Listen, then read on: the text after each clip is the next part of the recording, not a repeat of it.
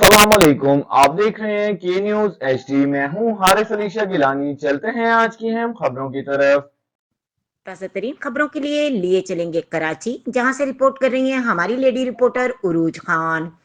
सस्ता खून महंगा पानी, कराची में होने वाला वाकया इस बात का सबूत है कि कराची लावारिस है। कराची की आवाम टैंकर माफिया के हाथों हर हफ्ते जान से बाजी हार रही है। पानी आवाम का चोरी करते हैं और आवाम को अपने टैंकर्स के नीचे रोंद देते हैं। जहां कराची की रोशनी का शहर कहा जाता है, आज कचरे का ढेर और माफिया का अड्डा कहा जाता है। कराची शहर में इंसान की जान की कोई कीमत नहीं रही। कराची की आवाम इंसाफ चाहती है। कब तक इस माफिया के हाथों इंसानी जानें जाती रहेंगी? आज कराची के अंदर मरीज हाल्ट के नेशनल हाईवे के मुकाम पर आज 23वां रोज़ा है।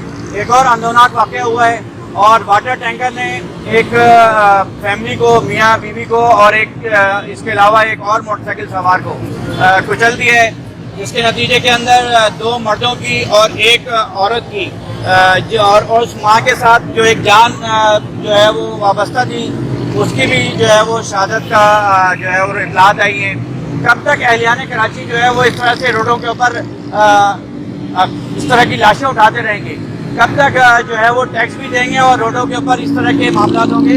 अभी गुज़िश्ता दिनों जब वज़ीर ट्रांसपोर्ट के साथ हुकूमत सिंध ने एक पूरा इजलास बुलाया था, उसमें तय हुआ था कि IG सिंध साहब कराची के अंदर जो भी टैंकर चल रहे हैं, जो वाटर टैंकर जो है, इसके अलावा डंपर चल रहे हैं, उन सब की फिटनेस का मामला को चेक कराएंगे। और 1 महीना गुजर गया, आज ये जो वाक़या हुआ है, ये ओवर स्पीड की वजह से, ब्रेक फेल होने की वजह से या ड्राइवर के नशे में होने की वजह से हुआ है, क्योंकि प्रॉपर रास्ते से नहीं बल्कि एक रॉन्ग रास्ते से उसने फुटपाथ को तोड़ते हुए दूसरी साइड पर आकर 2 मोटरसाइकिल को और गाड़ी को हिट किया, जिसके नतीजे में 3 जानें आज चली गई हैं। मैं हुकूमत सिंध से फौरी मुतालबा करता हूँ कि ये जो टैंकर हैं, वाटर टैंकर, ये पहले ही हमारा पानी चोरी करके बेच रहे हैं। कब तक ये लोगों को इस तरह रोडों पे रोकते रहेंगे?